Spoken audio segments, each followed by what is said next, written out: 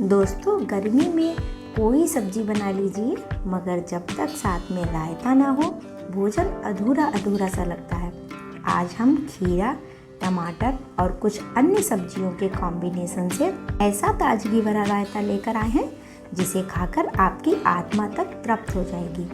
नमस्कार दोस्तों, मैं हूं सोनी और आज आपके YouTube चैनल स्वाद रहेगा याद पर लेकर आई हूं खीरे व कुछ सब्जियों के रायते की रेसिपी। आइए हम और आप मिलकर इसे आज बनाते हैं। दोस्तों, मैं स्वाद और सेहत से भरपूर ऐसी ही रेसिपी लाती रहती हूँ।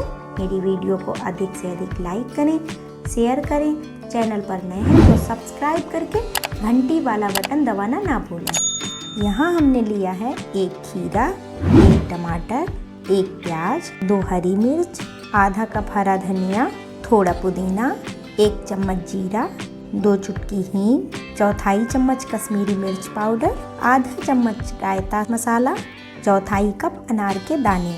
यहाँ हमने लिया है करीब 2 कप दही। यह दही मैंने घर पर ही बनाया है, काफ़ी अच्छा और फ्रेश दही है। रायता जब भी बनाएं ताज़ा दही प्रयोग करें।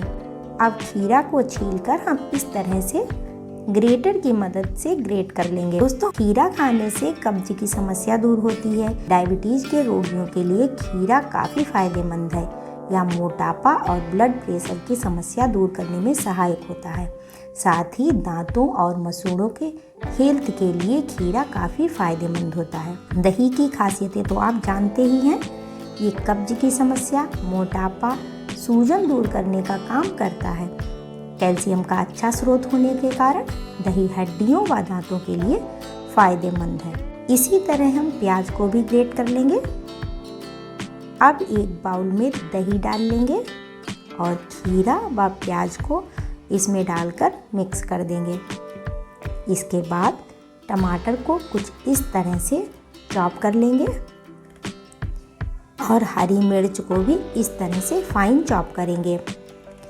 इसके बाद हरा धनिया और पुदीना को भी फाइन चॉप कर लेंगे। अब यह सारी सामग्री मिक्सिंग बाउल में डाल देंगे और अब इसे मिक्स कर देंगे। अब इसमें डालेंगे नमक स्वादानुसार, रायता मसाला डाल देंगे। अब इसे मिक्स कर दें। अब गैस पर पैन रखकर इसमें जीरा को ड्राई रोस्ट करेंगे। ध्यान रहे कि जीरा हल्का सा ही भूनना है, प्याज को कम ही रखें। जीरा भुन जाए तो गैस बंद कर दें और जीरा प्लेट में निकाल लें। अब भी पैन गर्म है, इसलिए इसमें हम हींग डालकर चलाकर हल्की सी रोस्ट करेंगे और इसे भी सावधानी पूर्वक प्लेट में निकाल लेंगे। अब जीरा और हींग को भी हम रायता के मिक्सिंग बाउल में इस तरह से छिड़क देंगे। अब इसके ऊपर से कुछ अनार के दाने, हरा धनिया, पुदीना और टमाटर से गार्निशिंग करके सर्व करेंगे। तो दोस्तों, कैसी लगी हमारी आज की रेसिपी हमें या कमेंट करके बताएं। वीडियो अच्छी लगी हो तो लाइक करें, चैनल पर नए हैं तो सब्सक्राइब करें और बेल आइकन दबाना ना भूलें ताकि हमारी नई नई रेसिपी की वीडियो आपको सबसे पहले देखने को मिल सके।